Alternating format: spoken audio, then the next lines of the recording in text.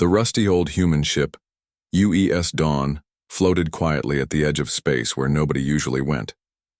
Captain Lee sat in his worn captain's chair, watching the stars through the cracked window of the bridge.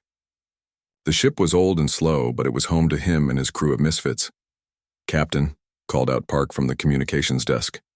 His voice had a sharp edge to it. "I'm picking up something weird." Lee turned to look at him. Park was new to the job, only been with them for 6 months, still learning how to work the old equipment that broke down more often than it worked. "What kind of weird?" Lee asked. "It's not human, sir. Definitely alien." Park adjusted his headset and frowned. "And they're speaking, well, trying to speak our language." The bridge got quiet real fast. Everyone stopped what they were doing. In all their years of patrolling the outer rim, they'd never gotten an alien message before. Sure, they knew aliens existed, but they usually kept to themselves. "Put it through the speakers," Lee ordered. The voice that came through was strange, like someone talking underwater with clicks and whistles mixed in. But underneath all that, they could make out words. "Human warriors, we call to you. Please, help us." The voice struggled with each word like they'd been practicing for hours just to get this message out. Kim, the ship's second-in-command, moved closer to Lee's chair. She was a tough woman who'd seen more action than most soldiers twice her age. "Could be a trap," she whispered. "The Devourers come," the alien voice continued. "They destroy everything. Take our children. Make slaves of our people. We hear humans are brave, are strong. Please come." Lee felt a chill run down his spine. He'd heard whispers about the Devourers, a race of aliens that swept through space like a plague, taking everything they wanted and leaving nothing behind. "Captain," Park said, "there's more. Coordinates. They're sending us their location." Lee looked around the bridge. His crew was staring at him, waiting for orders. These weren't the best soldiers in the human fleet. Hell, they weren't even close. The 8th Border Patrol was where the military sent the people they didn't know what to do with. The screw-ups. The ones who couldn't fit in anywhere else. "How far?" Lee asked. 3 days at full speed," Navigator Yang answered. "But sir, we'd be going into unknown territory." Lee thought about it. They had 6 ships total, all of them older than dirt and held together with spare parts and hope. Against the Devourers? It was suicide. "Sir," Park said again, "they're still transmitting." "Listen." The alien voice came through again, weaker this time. "Our children, they take our children first. Make them forget their families, please. We have nothing else to give, but we ask. We beg." Lee closed his eyes. He thought about his own daughter back on Earth. What would he do if someone came for her? What would he want others to do for him? "Plot, of course," he said finally. Kim grabbed his arm. "Sir, are you insane? Look at us. Look at our ships. We're a joke to the real military." "Maybe," Lee nodded. "But we're what they have, and sometimes that has to be enough." The bridge erupted in quiet conversation as the crew processed what was happening. Yang started working on the navigation computer, muttering under his breath about crazy captains and suicide missions. Over the next few hours, Lee called the other ship captains. Commander Han from the destroyer Redemption was the first to respond. He was an old friend who'd served with Lee for 10 years. "You sure about this?" Han asked over the video link. "No," Lee admitted. "But I'm doing it anyway." Captain Choi from the frigate Last Stand laughed when he heard the plan. "Finally, some real action. I was getting bored shooting at space rocks. Not everyone was happy." The captain of the supply ship, Perseverance, argued for 20 minutes about regulations and proper procedure. In the end, though, he agreed to come along. As the small fleet prepared to jump to hyperspace, Lee stood on the bridge of the Dawn. The old ship hummed around him, ready for one more fight. "You know what they say about us?" he asked Kim. "What?" "They say we're the fleet nobody wanted, the ships nobody else would take." Kim smiled grimly. "Maybe that's exactly what makes us perfect for this job." "Sir?" Park called out. "All ships report ready for jump." Lee nodded and settled into his chair. Take us to hyperspace. Time to show the galaxy what the rejects can do. The stars stretched into lines of light as the Dawn and her sister ships jumped toward an unknown world, carrying the hopes of a desperate alien race. None of them knew if they'd come back. Most of them didn't expect to. But they went anyway, because that's what humans did. They answered the call when someone needed help, even if they were nobody's first choice. 3 days later, the human fleet dropped out of hyperspace near a beautiful blue-green planet. The sight that greeted them made every crew member's blood run cold. Admiral Thok stood on the bridge of his massive flagship, staring at his tactical display with disbelief. 6 tiny human ships had just appeared on his sensors, ships so old and primitive they barely registered as threats. His first officer, a scarred veteran named Zaltk, let out what passed for laughter among their species. These are the legendary human warriors. Zaltk rasped. I've seen mining ships with better armor. The Devourer fleet was impressive by any standard. Over 200 warships formed a tight blockade around the planet. Their ships were sleek, black, and deadly, each one larger than the biggest human vessel. They'd been there for 3 weeks, slowly tightening their grip on the world below. Down on the planet's surface, the aquatic beings called Zephyrians huddled in their underwater cities. They watched the human fleet arrive through their sensors, hope flickering in their large dark eyes. For months, they'd sent messages across the galaxy begging for help. Only these 6 human ships had answered. Aboard the UES Dawn, Captain Lee studied the enemy formation through his binoculars. The bridge was crowded with his senior officers, all of them trying to make sense of the impossible odds. Count again, Lee told Lieutenant Song, his tactical officer. Song, a young woman who'd joined the fleet to escape a scandal on Mars, shook her head. 216 enemy ships, sir. Maybe more hiding behind the planet. Commander Kim whistled low. That's over 40 to 1. I can count, Lee replied dryly. He opened a channel to the other ships. All ships, this is Dawn. Captains, report to my ready room. Full hologram conference. Within minutes, the small room off the bridge filled with blue light projections of the other captains. Commander Han appeared first, a big man with graying hair and steady hands. Captain Choi materialized next, young and eager, his uniform slightly wrinkled as always. Captain Min from the old frigate, Sacrifice, looked tired, but determined. Captain Bay from the converted cargo hauler, Tenacity, scratched his beard nervously. And finally, Captain Young from the supply ship, Perseverance, appeared, looking like he'd rather be anywhere else. Well, Lee said, now we know what we're up against. Sweet stars above, Young muttered. We need to call for reinforcements. The nearest battle fleet is only 6 months away. Choi snorted. 6 months? Those fish people will be extinct by then. Probably half the galaxy too, knowing. The Devourers, Han nodded grimly. Admiral Lee was right. We're what they have. The question is, what do we do about it? Lee pulled up a holographic display of the enemy formation. We use what we know. Our ships are old, yes, but they're tough, built to last in a different way than modern ships. You mean they're too stupid to break down properly? Min added with a grin. Exactly. Lee smiled back. Our armor isn't fancy, but it's thick. Our weapons are simple, but they hit hard. And most importantly, they won't expect our tactics. The enemy admiral's confident voice suddenly filled their conference room. Somehow, the Devourers had broken into their communication channel. Humans, the alien voice boomed, its translation a bit off but understandable. I am Admiral Thok of the Devourer fleet. You have 2 minutes to leave this system. Do this, and we will let you live. Lee looked at his captains. Each one had joined the border patrol for different reasons. Han had been demoted after speaking against orders he thought were wrong. Choi was too reckless for regular service. Min had a drinking problem that had cost him his career.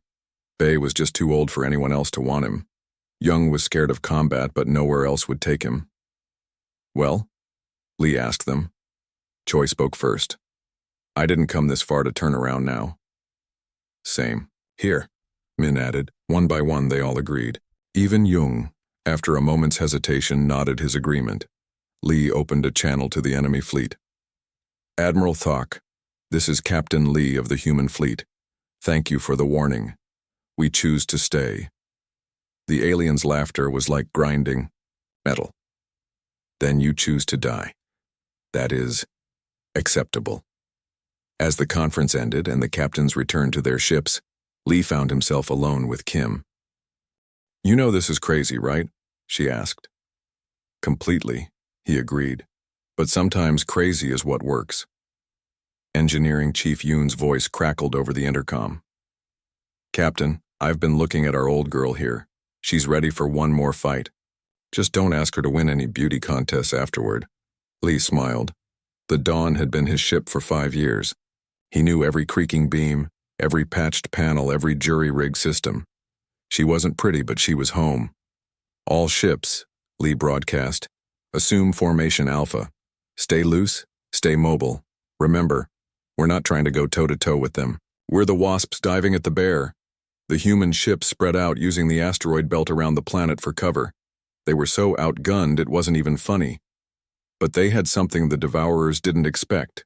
Crews who had nothing left to lose.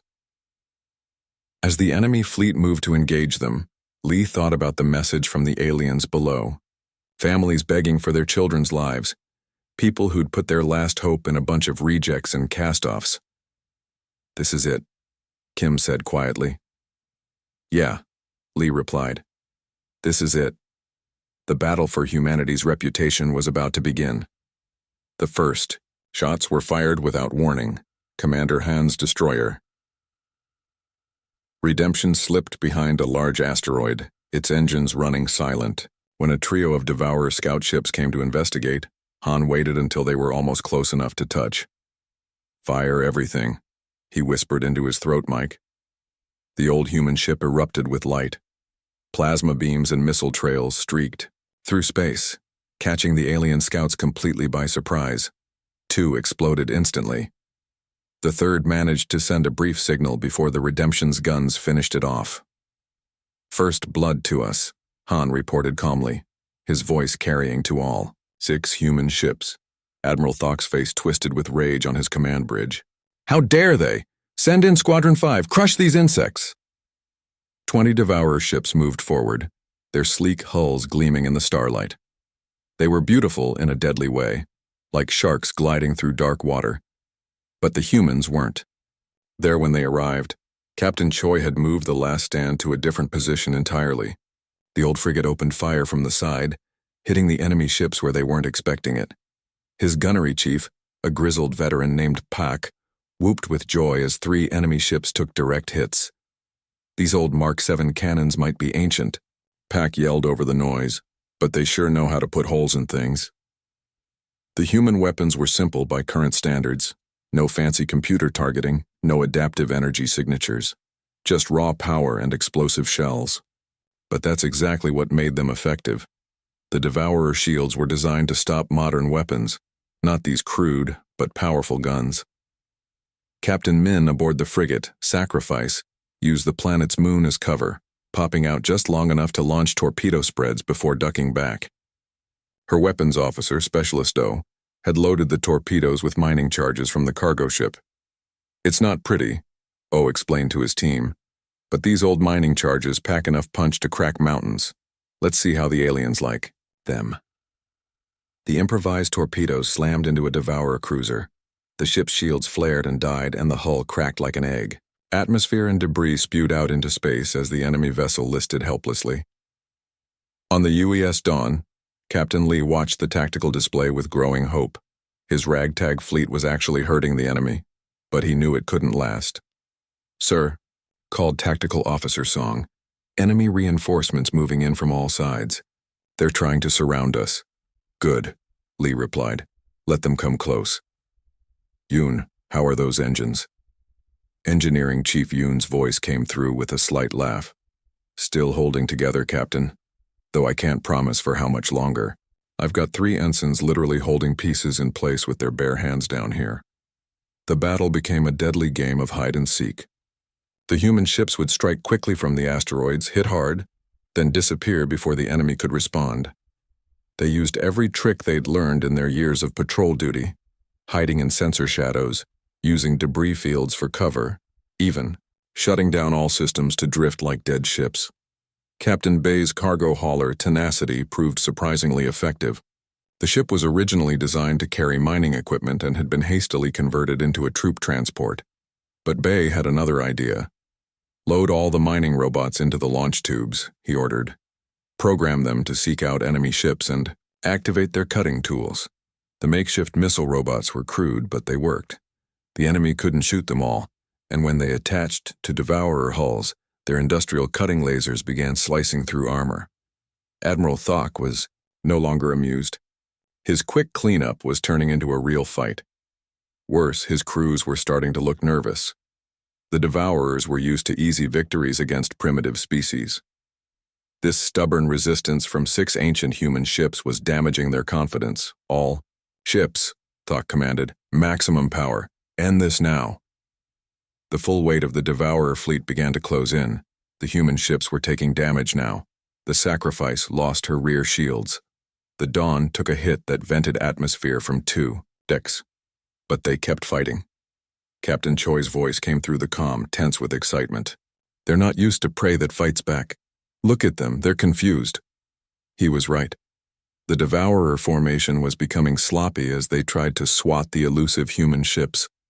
They were so used to overwhelming their enemies that they'd never learned to fight as a real unit. The humans, on the other hand, had trained for exactly this kind of fight. They were used to being outgunned and outnumbered. They'd learned to fight smart, not hard. As another wave of enemy ships closed in, the human fleet regrouped near a cluster of larger asteroids. They were bloodied, but not beaten. 5 ships still fought: the Dawn, Redemption, Last Stand, Tenacity, and Perseverance. The Sacrifice had taken too much damage and was limping to safety. All ships, Lee broadcast, prepare for ramming speed. When I give the word, we go in fast and hard. Pick your targets and make them count.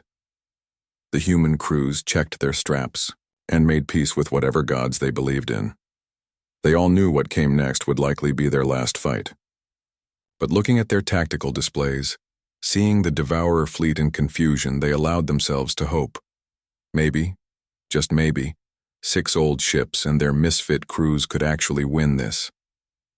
The battle had been raging for 8 hours. Space around the planet was filled with floating debris and the glow of burning ships. Both sides had taken heavy losses, but the humans were running on fumes. Captain Lee stood on the bridge of the Dawn, watching the tactical display with grim satisfaction. They'd destroyed over 60 enemy ships, but it wasn't enough. The Devourer fleet still outnumbered them 10-1. Damage report, he called out. Engineer Yoon's voice crackled through static-filled speakers. Port engine is dead, sir. Starboard engine is on its last legs. We've lost main shields and hull breach on decks 4 through 7. Weapons? Gunner Pack replied from his station, sweat dripping down his face. Forward guns are offline. We've got 2 functioning torpedo tubes and enough missiles for maybe 3 more volleys. Commander Kim limped onto the bridge, her arm in a makeshift sling. The other ships are in worse shape. The Perseverance lost both engines. Young's crew is working on repairs, but she didn't need to finish. They all knew the supply ship wouldn't be fighting again. Admiral Thok's massive flagship loomed ahead, undamaged except for a few scorch marks along its hull. His fleet was reorganizing, preparing for a final assault. But something strange was happening below them. Captain, Sensors Officer Park reported, his voice excited. I'm reading movement from the planet's surface, the Zephyrians. They're launching ships. Through the viewing screen, they could see small, organic-looking vessels rising from the planet's oceans. They moved like living things, flowing through space with grace and speed. Elder Keth, the Zephyrian leader, spoke through the communications array. Her voice was like singing water. Brave humans, we watched you fight for us. Now we fight with you. Our children's lives are worth our own. The aquatic aliens had always been peaceful. Their ships were designed for exploration and trade, not war. But watching the humans sacrifice themselves for strangers had changed something in them. Captain Choi aboard the last stand whooped with joy. "Look at them go. They might not have guns like ours, but they're fast." The Zephyrian ships swarmed the Devourer fleet like angry bees. They couldn't match the firepower of either human or Devourer vessels, but they could distract and harass. Their ships paired with the human vessels, providing cover and drawing enemy fire. But the tide truly turned when something unexpected happened. Commander Han had been preparing to ram his destroyer into an enemy cruiser when his weapons officer shouted, "Sir, we're getting power surges through the hull." The old ships, built decades ago with different technology, were having a strange effect on the Devourer vessels. The enemy's modern shields and weapons weren't calibrated for the simple, raw power outputs of human technology. "It's like trying to swat a fly with a computer," Chief Yoon explained over the comm. "Their fancy targeting systems can't lock onto our crude engines properly." The revelation spread through the human fleet. Their ancient technology was actually an advantage. While the Devourer's ships talked to each other through complex networks, the human vessels operated independently. This made them harder to track and impossible to hack. Captain Min, still fighting on the damaged Sacrifice, discovered another advantage. "Their shields are designed for energy weapons," she reported, "but our old projectile guns punch right through." The battle became more even. Human and Zephyrian ships worked together, the aliens providing speed and confusion while the humans delivered the heavy hits. The Devourers, used to technological superiority, found themselves struggling against primitive but effective tactics. In the middle of it all, Admiral Thok grew more furious. This wasn't how things were supposed to go. The Devourers were masters of the galaxy. They didn't lose to inferior species. "All ships converge on the human flagship," he commanded. "We end this now." 50 Devourer vessels moved toward the dawn. Lee watched them come, his face calm despite the hopeless odds. "All remaining human ships," he broadcast. "This is it. We've shown them we can fight. We've shown them we won't quit. Now we show them how humans die." But the other captains had their own ideas. "Like hell," Commander Han growled. "Nobody dies alone today." The Redemption moved between the dawn and the enemy fleet, her guns blazing. Captain Choi brought the last stand-in from the side, ramming a Devourer cruiser, even as enemy fire tore through his ship. "For the children," Choi shouted over the comm as his ship exploded in a brilliant flash. Captain Bay used his cargo ship as a shield, positioning it between the dawn and the heaviest enemy fire. The Tenacity was slow and clumsy, but her thick armor absorbed shot after shot. The Zephyrians fought with newfound courage. Their small ships darted through the battle, saving human crew members from damaged vessels and providing covering fire where they could. In the midst of chaos, Lee made a decision. The Dawn was dying anyway. Her engines failing, her hull breached in a dozen places. But she had just enough power for one last act. "Yoon," he called to engineering, "give me everything, every last bit of power we have left." "Aye, sir," came the reply. "She's got one more good run in her." Lee looked at Commander Kim. She nodded, understanding what he meant to do. "For humanity," Lee said quietly. "For people we've never met," Kim added. The Dawn turned toward Admiral Thok's flagship, her engines screaming as Yoon pushed them past every safety limit. The old ship accelerated like a comet, heading straight for the enemy command vessel, the UES Dawn streaked through space like a missile made of metal and fury. Captain Lee gripped his command chair as the ship's dying engines pushed beyond their limits. Through the front window, Admiral Thok's massive flagship grew larger by the second. On the enemy bridge, panic set in. "Sir, the human ship, it's not turning away." Admiral Thok's eyes widened as he realized what was happening. These humans were actually going to ram his ship. No civilized species did that anymore. It was primitive, barbaric, insane. Evasive. "Action!" he screamed, but the flagship was too big, too slow. The Dawn struck like a hammer blow, punching deep into the alien vessel's hull. Both ships erupted in brilliant light as their fusion cores merged and exploded. The remaining human and Zephyrian forces watched in stunned silence. Then something beautiful happened. Captain Min aboard the damaged Sacrifice was the first to speak. Did we just win? The Devourer fleet was in shambles. Without their admiral, their command structure fell apart. Some ships fled immediately. Others just sat motionless, their crews too shocked to act. A few tried to fight on, but without coordination they were easy targets for the remaining humans and their new Zephyrian allies. Commander Han, now the senior officer, took command. His destroyer Redemption was barely functioning. One engine, dead, hull cracked like broken glass, but she still had guns. All ships, Han broadcast. This is Commander Han. Continue the fight, push them back. Don't let the captain's sacrifice be for nothing. The Zephyrians had found their courage. Elder Keth's voice sang through space. Drive them away. Our world will be free. What followed wasn't really a battle anymore. It was a rout. The Devourers, notorious across the galaxy for their ruthless efficiency, ran from a handful of old, human ships and a bunch of pacifist aliens who had decided they wouldn't be pacifists anymore. 3 days later, the battle was over. Only 2 human ships remained functional, Han's Redemption and Min's Sacrifice.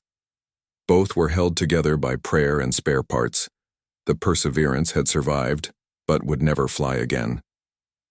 The Tenacity was a floating tomb, her crew dead, but her sacrifice remembered. The planet below celebrated. The aquatic Zephyrians filled their underwater cities with song. Their children were safe. Their world was free, but the real celebration would come later. News traveled fast in the galaxy. Within weeks, every species had heard the story. Humanity's weakest fleet, 6 old ships crewed by rejects and misfits, had defeated a Devourer, invasion force 40 times their size. The story grew with each telling. Some versions were true, some weren't, but all of them carried the same message. When humans fight for something they believe in, they don't give up. Ever. Captain Young, who had survived when his Perseverance lost power early in the battle, was promoted to admiral. He oversaw the memorial services for the fallen. At Lee's service, he said something that would be remembered forever. They called the 8th Border Patrol the ships nobody wanted. The crews nobody else would take. Today I say they were exactly what the galaxy needed. The Zephyrians offered to share their homeworld with humanity. They built a city on a floating platform and called it Sacrifice Island, named after both, the human ship and the concept they'd learned from their human friends. Their children learned to speak human as well as their own language. Elder Keth presented Commander Han with a special gift, a living medal that would grow and change with time, representing how the friendship between their species would also grow. You taught us to fight for what we love, she told him in her water song voice. We will never forget. But perhaps the most important change happened back on Earth. The 8th Border Patrol was reorganized and renamed the 1st Honor Guard Fleet. They were given new ships, the latest and greatest humanity could build. The survivors protested. Sir, Han told the fleet admiral, with respect, we'd like to keep our old ships. Those rust buckets? The admiral asked, confused. Those rust buckets saved a world, Min added. So they kept them. The patched-up, jury-rigged, ancient vessels became symbols of human determination. Each one was restored just enough to fly, but kept all their scars and repairs as badges of honor. Military academies taught the Battle of Zephyria as a master class in fighting against impossible odds. The tactics were analyzed and copied. The story was told and retold.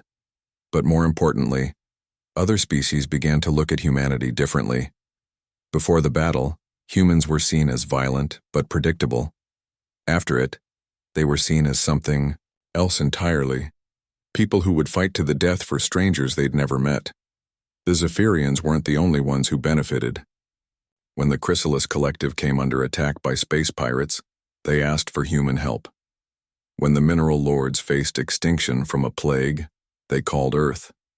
Each time, humanity answered, not always with their best fleets or newest ships. Sometimes it was just whoever was closest, whoever could respond fastest. But they always answered. Years later, at Han's retirement ceremony, a young reporter asked him, "What made you all so brave that day?" Han, now gray-haired and bent with age, smiled. "We weren't brave," he said. "We were scared out of our minds. But we were all humanity had to offer, and somebody needed our help." He paused, looking up at the stars through the ceremony hall's transparent dome. "Sometimes that's enough. Sometimes the rejects and misfits are exactly who you need when the chips are down." The Battle of Zephyria became legend. But the legend carried a simple truth. Courage isn't about being fearless. It's about doing what's right, even when you're terrified. And sometimes, when you're humanity's weakest fleet facing impossible odds, that's enough to save the day.